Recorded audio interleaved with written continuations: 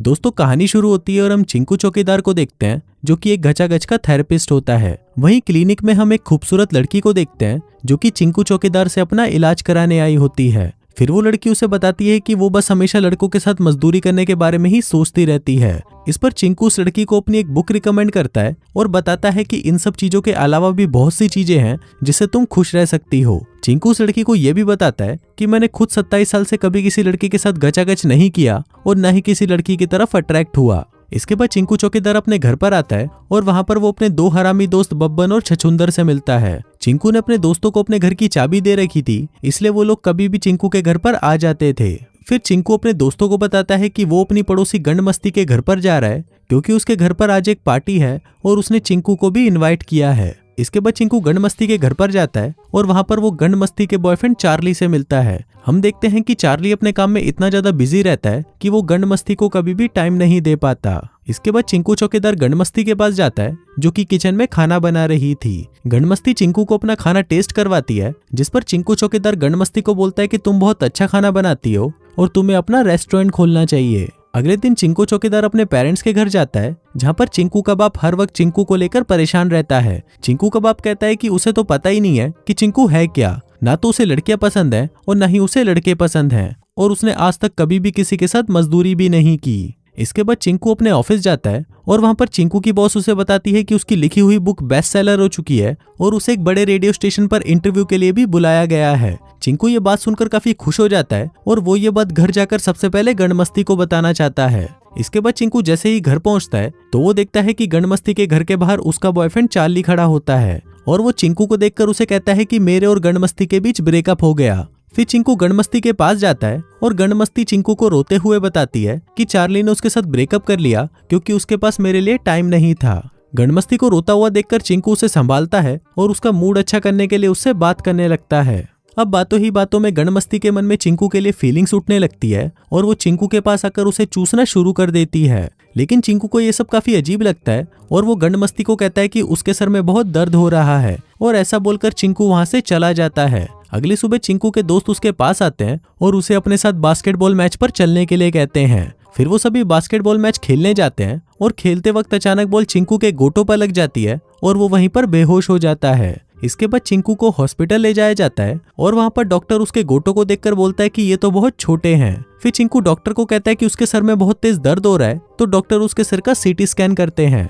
अगली सुबह डॉक्टर चिंकू के पास उसकी रिपोर्ट लेकर आते हैं और उसे बताते हैं कि उसके सर में एक ट्यूमर है जिसकी वजह से उसके शरीर में टेस्टोस्टेरोन हार्मोन नहीं बन पा रहे। फिर डॉक्टर चिंकू से कहते हैं कि एक ऑपरेशन से उसका ये ट्यूमर निकाल दिया जाएगा और वो फिर से नॉर्मल हो जाएगा। अब ये बात सुनकर चिंकू बहुत खुश हो जाता है और ऑपरेशन के लिए तैयार हो जाता है। फिर ऑपरेशन सक्सेसफुल होने के बाद चिंकू अपने घर पर आता है जहाँ पर उसकी मॉम उसका ख्याल रखती है। अब ऐसे ही कुछ दिन बीत जाते हैं और हम चिंकू चौकीदार को देखते हैं जो एक एडल्ट मैगजीन देखकर अपना हथियार खड़ा करने की कोशिश करता है, लेकिन उसका हथियार खड़ा ही नहीं हो पाता। फिर जब ये बात चिंकू के हरामी दोस्तों को पता चलती है तो वो चिंकू के घर पर एक स्टिपर को लेकर आते हैं जिससे वो एक्साइटेड हो जाए और उसकी छोटी बंदूक फिर से चलना शुरू हो जाए। अब वो स्टिपर अपनी गन का पूरा जोर लगाकर चिंकू को एक्साइट करने की कोशिश करती है, लेकिन चिंकू का हथियार तो लंगड़ा हो चुका था, साला खड़ा ही नहीं होता, जिससे उन लोगों का ये प्लान फ्लॉप हो जाता है। फिर अगली सुबह जब चिंकू उठकर नीचे आता है तो उसका बाप देखता है कि चिंकू का छोटा हथियार खड़ा हो गया है और ये देखकर वो बहुत खुश होता है।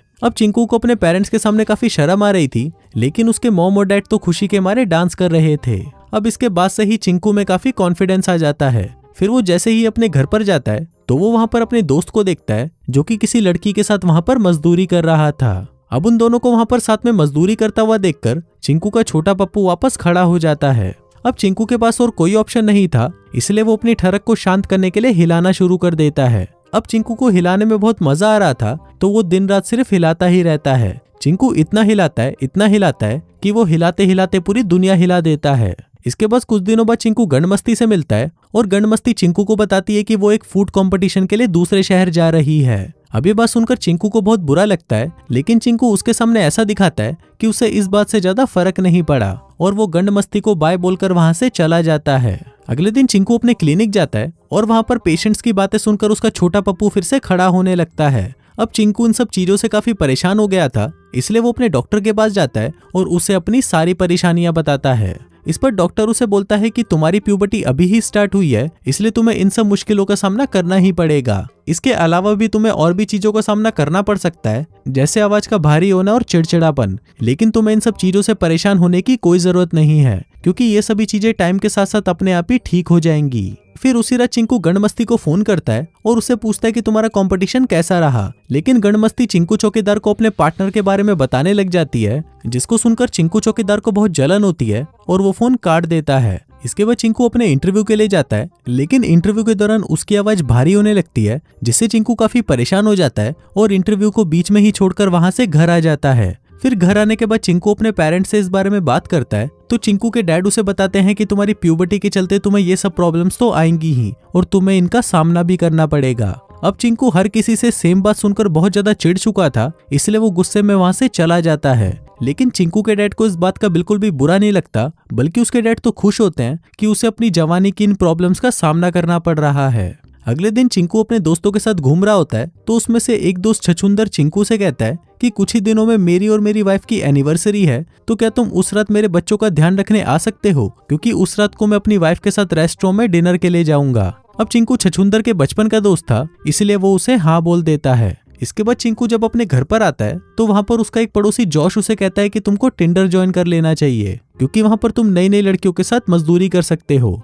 अभी सुनकर चिंकू सोचता है कि जब तक गणमस्ती आ नहीं जाती तब तक वो इन लड़कियों के साथ मजदूरी करने की प्रैक्टिस कर लेगा, जिसके बाद वो टिंडर ज्वाइन कर लेता है। फिर हम देखते हैं कि टिंडर ज्वाइन करने के बाद चिंकू हर रोज नई लड़कियों के साथ मिलता था और उनके साथ दिन रात मजदूरी करता था। अब ऐसे ही कुछ दिन बीत जाते हैं और हम चिंकू को देखते हैं, जो कि अपने क्लिनिक से घर आता है। घर आते ही वो वहाँ पर चार्ली को देखता है, जो कि गणमस्ती के घर के बाहर फूल लेकर खड़ा होता है। फिर चार्ली चिंकू को देखता है और उसे कहता है कि मुझे गणमस्ती की बहुत याद आ रही थी, इसलिए मैं गणमस्ती से मिलने और माफी मांगने आ गया। लेकिन उस टाइम गणमस्ती घर पर नहीं थी, तो चिंकू चार्ली से कहता है कि तुम ये फूल मुझे दे दो, मैं तुम्हारी तरफ से गणमस्ती को ये दे दूंगा। अब क्योंकि चार्ली के पास और कोई रास्ता नहीं था, इसलिए वो चिंकू को वो फूल देकर वहां से चला जाता है। थोड़ी देर बाद गणमस्ती घर पर आती है, तो चिंकू उसे वो फूल देकर कहता है कि ये फूल मैं तुम्हारे लिए लेकर आया हूँ। जिसके बाद चिंकू गणमस्ती को अपने साथ डेट पर चलने के लिए पूछता है और गणमस्ती उसे हाँ बोल देती है। अब जिस रात चिंकू और गणमस्ती डेट पर जा रहे थे, उसी रात छछूंदर चिंकू को फोन करता है और उसे बताता है कि आज हमारी एनिवर्सरी है और आज रात तुम्हें मेरे बच्चों का ध्यान रखने के लिए मेरे घर पर आना था।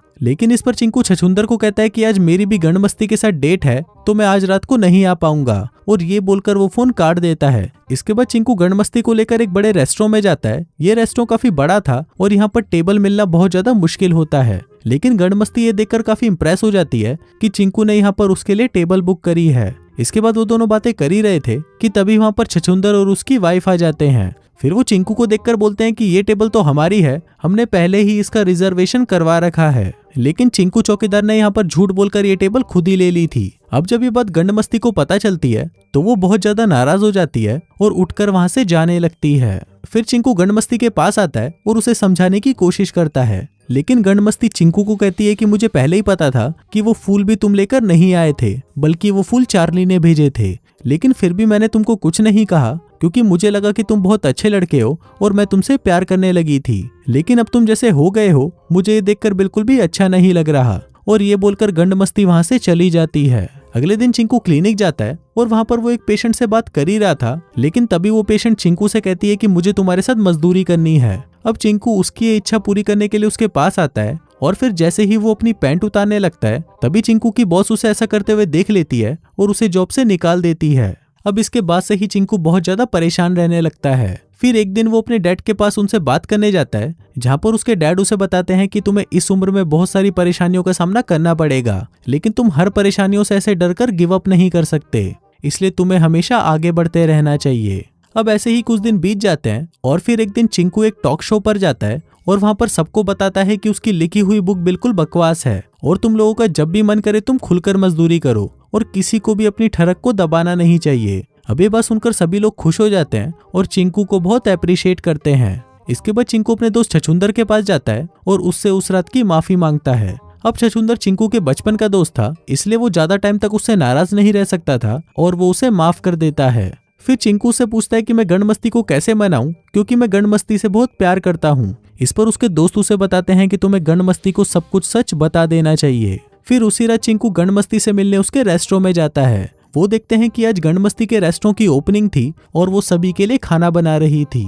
फिर चिंकू गणमस्ती से कहता है कि उसकी प्यूबर्टी 27 साल बाद फूटी थी, इसीलिए वो ये सब हरकतें कर रहा था। उधर हम चार्ली को भी देखते हैं और वो भी यहाँ पर गणमस्ती से माफी मांगने आया था। फिर चिंकू गणमस्ती से कहता है कि वो उससे बहुत प्यार करता है और उससे शादी करना चाहता है। अब चिंकू की ये बात सुनकर गणमस्ती उसे माफ कर देती है और उसे शादी के लिए हाँ कर देती है। फिर कुछ महीनों बाद हम देखते हैं कि चिंकू चौकीदार की शादी हो चुकी है और उसने गणमस्ती को प्रेग्नेंट कर दिया है। साथ ही वो एक बहुत बड़ा राइटर बन चुका है और अब उसकी लाइफ में सब कुछ मस्त चल रहा है। और इसी हैप्पी एंडिंग के साथ ही ये कहानी यहीं खत्म हो जाती है।